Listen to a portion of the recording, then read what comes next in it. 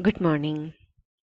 അപ്പം നമുക്ക് നമ്മുടെ മോഡ്യൂൾ 3യുടെ അടുത്ത ക്ലാസ്സിലേക്ക് കടക്കാം. അപ്പം നമ്മൾ മോഡ്യൂൾ 3ൽ കെമിക്കൽ സൈക്കിൾസ് ആൻഡ് ഗ്രൂപ്പ് പ്രോപ്പർട്ടീസാണ് പഠിക്കാനുള്ളത്. അതിൽ നമ്മൾ കെമിക്കൽ സൈക്കിൾസ് എല്ലാം ഫിനിഷ് ചെയ്തിട്ടുണ്ട്. ഇനി നമുക്ക് ഗ്രൂപ്പ് പ്രോപ്പർട്ടീസ് പഠിക്കാം.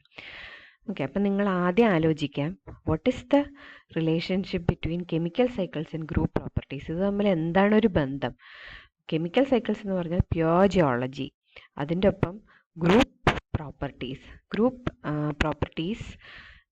അപ്പം അവിടെ നിങ്ങൾ മനസ്സിലാക്കേണ്ടത്, സിലബസിൽ പറഞ്ഞിരിക്കുന്നത് group properties of anions in common minerals. അപ്പം നമ്മൾ ഇതുവരെ പഠിച്ചത് chemical cycles of various minerals ആണ് പഠിച്ചത്.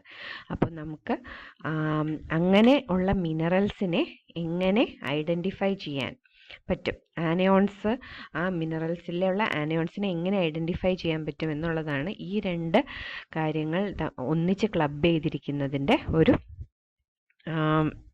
ലോജിക്. ഓക്കെ, അപ്പം നമുക്ക് ഈ group properties of anions in common മിനറൽസിലേക്ക് പോകാം. അപ്പോൾ ആദ്യം നമുക്ക് എന്താണ് മിനറൽ എന്ന് കാണാം.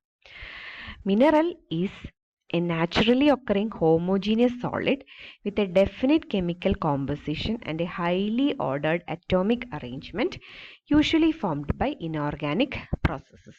നമുക്ക് ഇതാണ് അതിൻ്റെ ഡെഫിനിഷൻ. ഹോമോജീനിയസ് സോളിഡ് ആണ്, ഡെഫിനിറ്റ് കെമിക്കൽ കോമ്പോസിഷൻ ഉണ്ടാകും, ഹൈലി ഓർഡേർഡ് അറ്റോമിക് അറേഞ്ച്മെൻ്റ് ആണ്, it is formed by inorganic process. ഡെഫിനിഷനിൽ നമുക്ക് കാര്യമില്ല.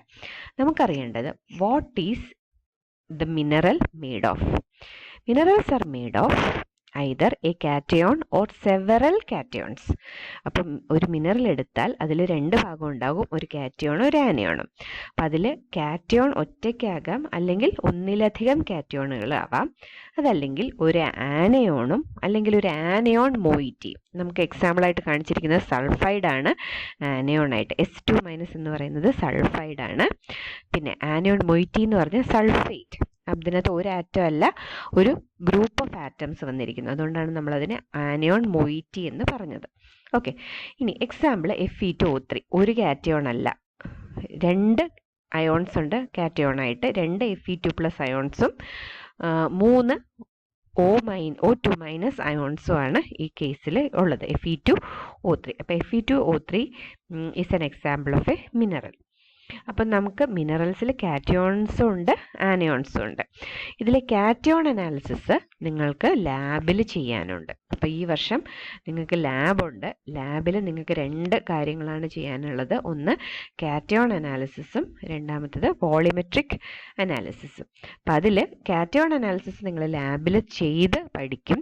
അപ്പം ആനയോൺ അനാലിസിസ് ലാബിലില്ല. അപ്പം നിങ്ങളെ സംബന്ധിച്ചിടത്തോളം ആനയോൺ അനാലിസിസ് ഇമ്പോർട്ടൻ്റ് ആണ്. ബിക്കോസ് മിനറൽസിനെ ഐഡൻറ്റിഫൈ ചെയ്യാൻ നിങ്ങൾക്ക് ആനയോൺ അനാലിസിസ് വേണം. അതുകൊണ്ടാണ് ഈ മോഡ്യൂളിൽ നമ്മൾ ആനയോൺസിനെ മാത്രം പഠിക്കുന്നത്. കാറ്റയോൺസ് നിങ്ങൾ ലാബിൽ ചെയ്യും.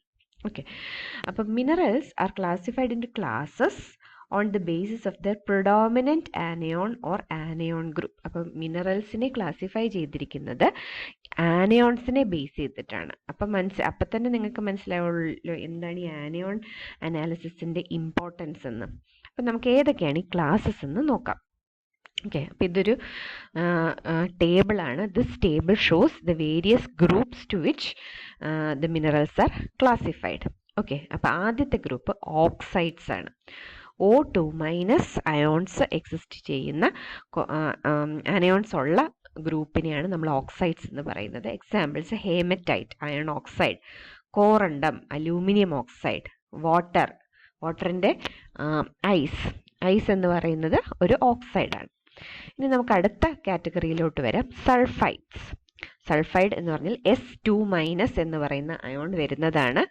ഓക്സൈഡ്സ് എന്ന് പറയുമ്പോൾ O2-, സൾഫൈഡ്സ് എന്ന് പറയുമ്പോൾ S2-. സൾഫൈഡ്സ് ഉള്ളത് galena lead sulphide, pyrite iron sulphide, chalcopyrite copper iron sulphide. അപ്പോൾ അതിനകത്ത് രണ്ട് ആനയോൺസ് രണ്ട് കാറ്റയോൺസ് നിങ്ങൾ കണ്ടില്ലേ, കോപ്പറും ഉണ്ട് അയണും ഉണ്ട്. അപ്പോൾ അതിനകത്ത് രണ്ട് ടൈപ്പ് ഓഫ് കാറ്റയോൺസ് ഉണ്ട്. അപ്പോൾ ചാൽക്കോപൈറൈറ്റ്, അപ്പോൾ അതെല്ലാം സൾഫൈഡുകളാണ്. പിന്നെ അടുത്തത് സൾഫേറ്റ്, SO4- ആണ് sulphate, SO4- gypsum calcium sulphate, barite barium sulphate. Okay. Halites fluoride ആവാം, ക്ലോറൈഡ് ആകാം, അയഡൈഡ് ആകാം, ബ്രോമൈഡ് ആകാം. ഓക്കെ. ഇപ്പോൾ എക്സാമ്പിൾസ് ആയിട്ട് നമുക്ക് കാണിച്ചിരിക്കുന്നത് fluoride, calcium fluoride, halite, sodium chloride എന്ന് പറയുന്നതൊക്കെ ഹാലൈറ്റ്സിന് എക്സാമ്പിൾസ് ആണ്. കാർബണേറ്റ്സ് ആണ് നമുക്ക് വളരെ അധികം പ്രിലവൻ്റ് ആയിട്ടുള്ള ആനയോൺ കാർബണേറ്റ് ആണ്. Calcite, calcium carbonate, dolomite, calcium magnesium carbonate, ഇതെല്ലാം തന്നെ കാർബണേറ്റ്സ് ആണ്. ഫോസ്ഫേറ്റ്സിന് എക്സാമ്പിൾസ് ആണ് PO4 2- എക്സാമ്പിൾസ് ആണ് apatite. Okay. CA5 PO4 thrice OH. Turquoise എന്ന് പറയുന്നത് കോപ്പർ അലൂമിനിയം ഫോസ്ഫേറ്റ് ആണ്. ഇനി സിലിക്കേറ്റ്സ് ക്വാർട്സ്, SiO4 2- ആണ് സിലിക്കേറ്റ്. പക്ഷേ SiO2 യൂണിറ്റിനെ ലിങ്ക് ചെയ്തിട്ടാണ് SiO4 ഉണ്ടാകുന്നത്. അതുകൊണ്ടാണ് SiO2നെ നമ്മൾ സിലിക്കേറ്റ് ആയിട്ട് പറയുന്നത്. Feldspar, sodium aluminium silicate. Olivine, iron or magnesium silicate. ഇതൊക്കെ സിലിക്കേറ്റ്സ്. ഇനി ഇതൊന്നല്ലാതെ നേറ്റീവ് ഫോമിൽ കോമ്പൗണ്ടായിട്ടല്ലാതെ നേറ്റീവ് ആയിട്ട് മിനറൽസ് ആയിട്ട് എക്സിസ്റ്റ് ചെയ്യുന്നത് gold, diamond, graphite, sulphur, copper. അപ്പം ഇതൊക്കെ നേറ്റീവ് സ്റ്റേറ്റിലാണുള്ളത്. അപ്പം നമുക്ക് ഈ നേറ്റീവ് മിനറൽസ് അല്ല നമുക്ക് ഈ ചാപ്റ്ററിൽ പഠിക്കാനുള്ളത്. നമുക്ക് ഈ ആനയോൺ അല്ലെങ്കിൽ ആനയോൺ മൊയിറ്റി ഉള്ള ഗ്രൂപ്പുകളാണ് നമുക്ക് പഠിക്കാനുള്ളത്. ഓക്കെ. അപ്പം നമുക്ക് ഇത് കഴിഞ്ഞ സ്ലൈഡിൽ നിങ്ങൾ കണ്ടത് ജിയോളജിയിൽ ക്ലാസസ് ഓഫ് ആനയോൺസ് ആണ്. ഇനി കെമിസ്ട്രിയിലോട്ട് വരുമ്പോൾ ക്ലാസസ് ഓഫ് ആനയോൺസ് ഉണ്ടാക്കിയിരിക്കുന്നത് is based on the reactions. എന്തുമായിട്ടാണ് റിയാക്ട് ചെയ്യുന്നത് അല്ലെങ്കിൽ എന്ത് പ്രോഡക്റ്റാണ് ഫോം ചെയ്യുന്നത് എന്നതിനെ ബേസ് ചെയ്തിട്ടാണ് നമ്മൾ ആനയോൺസിനെ പല ഡിഫറെൻറ്റ് ക്ലാസ്സസ് ആയിട്ട് കാറ്റഗറൈസ് ചെയ്തിരിക്കുന്നത്. 3 ക്ലാസ് ആണുള്ളത്, A, B ആൻഡ് C. അപ്പം ക്ലാസ് എ എന്ന് പറഞ്ഞാൽ it gives identifiable gases with dilute acids.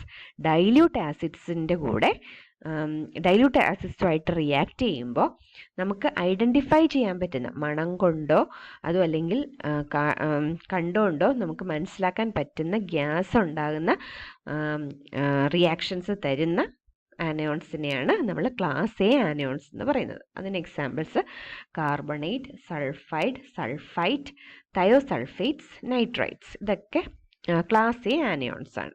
ഇനി ക്ലാസ് ബി എന്ന് പറഞ്ഞാൽ they give identifiable gases with concentrated sulphuric acid. Dilute acid വെച്ചല്ല ക്ലാസ് ബി ആനയോൺസ് റിയാക്ഷൻ അല്ലെങ്കിൽ ഐഡൻറ്റിഫയബിൾ ഗ്യാസസ് തരുന്നത് concentrated sulphuric acid വെച്ചിട്ടാണ്. അപ്പം അതിന് examples fluorides, chlorides, bromides, iodides, nitrates, oxalates, acetates, borates. അപ്പം ഇങ്ങനത്തെ ആനയോൺസ് എല്ലാം തന്നെ കോൺസെൻട്രേറ്റഡ് സൾഫ്യൂരിക് ആസിഡുമായിട്ട് റിയാക്ട് ചെയ്യുമ്പോഴാണ് ഗ്യാസ് പ്രൊഡ്യൂസ് ചെയ്യുന്നത്. ഇനി മൂന്നാമത്തെ class C give precipitation reactions വിത്ത് വേരിയസ് റിയേജൻസ്. അപ്പോൾ ഈ പ്രസിപ്പിറ്റേഷൻ റിയാക്ഷൻസ് എന്ന് വെച്ചാൽ എന്തെങ്കിലും ഒരു പ്രസിപ്പിറ്റേറ്റ് ഫോം ചെയ്യുന്ന ഐഡൻറ്റിഫയബിൾ പ്രസിപ്പിറ്റേറ്റ് ഫോം ചെയ്യുന്ന റിയാക്ഷൻസ് ആണ് ക്ലാസ് സി. അതിന് എക്സാമ്പിൾസ് ആണ് സൾഫേറ്റ്സ്, ഫോസ്ഫേറ്റ്സ്, ആഴ്സനേറ്റ്, സിലിക്കേറ്റ്, ക്രോമേറ്റ്. ഇതെല്ലാം തന്നെ പ്രസിപ്പിറ്റേഷൻ റിയാക്ഷൻസ് തരുന്ന ആനയോൺസ് ആണ്. അപ്പം നമുക്കിതിൽ പഠിക്കാനുള്ളത് ക്ലാസ് എയിൽ കാർബണേറ്റ്സും സൾഫൈഡ്സും which give identifiable gases with dilute acids. Class ബിയിൽ ഫ്ലൂറൈഡ്സിനെയാണ് നമുക്ക് പഠിക്കേണ്ടത് which give identifiable gases with concentrated sulphuric acid. Class C ആണെങ്കിൽ ദി ഗീവ് പ്രസിപ്പിറ്റേഷൻ റിയാക്ഷൻസ്. അത് ആനയോൺസ് സൾഫേറ്റ്സും ഫോസ്ഫേറ്റ്സും ആണ് നമുക്ക് പഠിക്കാനുള്ളത്. അപ്പം ഈ 5 ആനയോൺസിൻ്റെ റിയാക്ഷൻസ് ആണ് നമുക്ക് പഠിക്കേണ്ടത്. അപ്പോൾ കെമിസ്ട്രിയിൽ റിയാക്ഷനെ ബേസ് ചെയ്തിട്ടാണ് ഇത് ആനയോൺസിനെ ക്ലാസിഫൈ ചെയ്തിരിക്കുന്നത് ABC. ഓരോ ക്ലാസ്സിൽ നിന്നും നമുക്ക് റെപ്രസെൻറ്റേറ്റീവ് ആയിട്ടുള്ള ആനയോൺസിനെ പഠിക്കാനാണ് നമ്മുടെ സിലബസിൽ പറഞ്ഞിരിക്കുന്നത്.